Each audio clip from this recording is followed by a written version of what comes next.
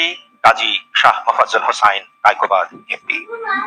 আমাদের অনুষ্ঠানে আরো উপস্থিত রয়েছেন মন্ত্রী পরিষদের সম্মানিত সদস্যবৃন্দ, সম্মানিত সিনিয়র সচিব, সচিব এবং ঊর্ধ্বতন সামরিক বেসামরিক কর্মকর্তা বৃন্দ, দেশ বরেণ্য সম্মানিত ইসলামিক স্কলার এবং পীর মাশায়েখ বৃন্দ, বিএনপির জাতীয় স্থায়ী কমিটির সম্মানিত সদস্য এবং অন্যান্য রাজনৈতিক দলের সম্মানিত নেতৃবৃন্দ, মসজিদের সম্মানিত ইমাম, মুয়াজ্জিন, খাদেম, মন্দিরের পুরোহিত ও সেবাই এবং বৌদ্ধ বিহারের অধ্যক্ষ এবং উপাধ্যক্ষ বৃন্দ, গণমাধ্যমের সম্মানিত সাংবাদিক বৃন্দ এবং অন্যান্য সুধীবৃন্দ,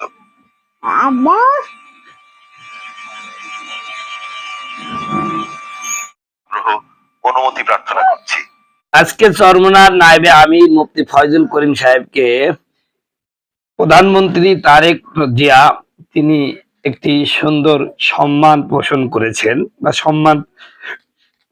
আজকে প্রধানমন্ত্রী তারেক জিয়া তিনি চরমোনার নায়েবে আমির মুফতি ফয়জুল করিম সাহেবকে একটা বিশেষ সম্মান দিয়েছেন, যেখানে সমস্ত বিএনপির বড় বড় নেতা, বাংলাদেশের সবচেয়ে বড় বড় স্কলাররা দর্শকের সারিতে ছিল এবং মুফতি ফয়জুল করিম সাহেব দর্শকের সারিতেই বসেছিলেন, কিন্তু প্রধানমন্ত্রী তাকে মঞ্চে তুলে নিয়ে তার সাথে তাকে দেখে তিনি দাঁড়িয়ে গেছেন এবং মুফতি ফয়জুল করিমও তিনিও ভদ্রতা বজায় রেখেছেন, তিনিও তাকে দাঁড়িয়ে থেকে তার সাথে মুসাফা করেছেন, তার সাথে কুশল বিনিময় করেছেন। খুবই সুন্দর এবং হৃদ্যতাপূর্ণ আচরণ হয়েছে। এটা আমাদের রাজনীতির জন্য বড়ই একটা ইতিবাচক দিক। এরমই দরকার। আলেমরা যারা গয়রে আলেম তাদেরকে বুকে জড়িয়ে ধরবে, গয়রে আলেম যারা তারা আলেমদের বুকে জড়িয়ে ধরবে।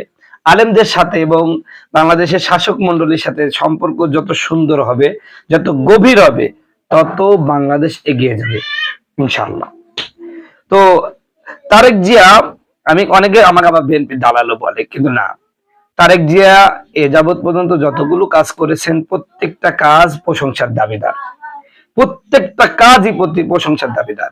আমি একথাও বলেছি, আজও বলছি, তারেক জিয়া যতদিন এদেশের আলেমদের সাথে সম্পর্ক রাখবে, এই শাহবাগী তাবাগী বাংলাদেশের বাম রাম তারেক জিয়ার একটা চুলও ছিঁড়তে পারবে না, বাঁকাও করতে পারবে না ইনশাআল্লাহ। কারণ এদেশের জনগণ, আলেমরা যেদিকে, জনগণও সেদিকে। এই কথাটা তারেক জিয়া বুঝতে পেরেছেন, এজন্যই আলেমদেরকে বুকে টেনে নিয়েছে। উনি 17 বছর লন্ডনে থেকে এটাই চিন্তা করেছেন, আলেমদেরকে জেলখানা না, তাদেরকে বুকে রাখতে হবে, তাদের মাথায় রাখতে হবে। আলেমদের মাথায় রাখলে, আলেমদের বুকে রাখলে এদেশে রাজ করা কোনো ব্যাপার না। আর আলেমরা তো চেয়ার চায় না। আর আপনি যে চেয়ারে আছেন ওই চেয়ার থেকে আলেমদের দাবি দাওয়াগুলো পূরণ করুন। আপনি নিজে নামাজ পড়ুন, আপনার অধীনস্থ যারা আছে তাদেরকে নামাজের কথা বলুন, সমাজে ন্যায় আর ইনসাফ প্রতিষ্ঠা করেন, তাহলে তো আমার দল করাই লাগে না। আমরা মাদ্রাসায় আছি, মসজিদ আছি, ঠিক আছে, কিন্তু এখন মাদ্রাসা মসজিদ থেকে আমাদের রাজনীতির মাঠে আপনাদের কাছে যাইতে হচ্ছে, কারণ আপনারা দায়িত্ব পালন করছেন না। এর জন্যই তো আমাদের মূল উদ্দেশ্য এটাই যে আমরা এখন রাজনীতির মাঠে আসি মানে চলে যাবো না, আমরা রাজনীতি করব, অবশ্যই করব। আমাদের আলেমরা যদি প্রধানমন্ত্রী হয় আরো ভালো, কিন্তু সে সাথে এখন যারা দায়িত্বে আছে তাদেরকে যদি আমাদের সঙ্গী বানিয়ে নিই, তাহলে আমাদের জন্য ইসলাম কায়েমের জন্য সহজ হলো। এই লক্ষ্যেই উলামায়ে কেরাম বিএনপিকে সাপোর্ট করতেছে, অনেকে গালাগালি করতেছেন, বিশেষ করে আমাদের জামাতের বট বাহিনী যারা আছে আমাকে অনেক কথা বলে, বিএনপির কিছু কিছু খারাপ কথা তুলে ধরে বলে। হ্যাঁ, খারাপ আছে, আসলে ওরা তো আর ইসলামী দল না ভাই, ওরা হলো একটা ওয়ান ইসলামিক দল। তারা খারাপ করছেন, তাদেরকে আমরা উপদেশ দেব, আমরা সংশোধনের চেষ্টা করবো আর কি। তারা তার ইসলামী দল না যে ইসলাম কায়েম করে ফেলবে। আপনারা ইসলামী দল, আপনারাই পারেন না ইসলাম কায়েম করতে। আপনারা ডাকসুতে আপনাদের দল হলো ক্ষমতায় এসেছে, জগন্নাথে আপনাদের দল ক্ষমতায় আসছে, রাবিতে আপনাদের দল ক্ষমতা আসছে, কিন্তু কি ইসলামের ইওকে আপনারা কায়েম করতে পেরেছেন? সেখানে পারেন নাই। সেখানে তারেক জিয়া তো অনেকটা ভালো কাজ করতেছে, অতএব ভালো কাজের প্রশংসা করলে এটা সমস্যা কি?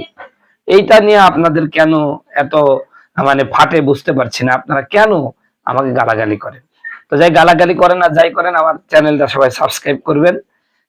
আর হচ্ছে রমজানের পরে আমি ওয়াজ মাহফিল আবার শুরু করব, আপনারা আমাকে দাওয়াত দিয়ে আমার ওয়াজও শুনেন, শুধুমাত্র আমার সমসাময়িক বক্তব্য শুনেন, আমি ওয়াজও করতে পারি এবং আমার ওয়াজগুলো দেখেন, আমার চ্যানেলে আছে, ইনশাল্লাহ ভালো লাগবে। এবং যখন যত জায়গায় ওয়াজ করতে গেছি প্রত্যেক জায়গায় পরের বছর আবার দাওয়াতও পেয়েছি। আলহামদুলিল্লাহ, সবাই দাওয়াত দেয় এবং আমি আলোচনা করতে পারি ইনশাআল্লাহ। আপনারা দাওয়াত দিবেন ইনশাআল্লাহ। আল্লাহ আমাদের সকলকে কবুল করুন, সকল আমি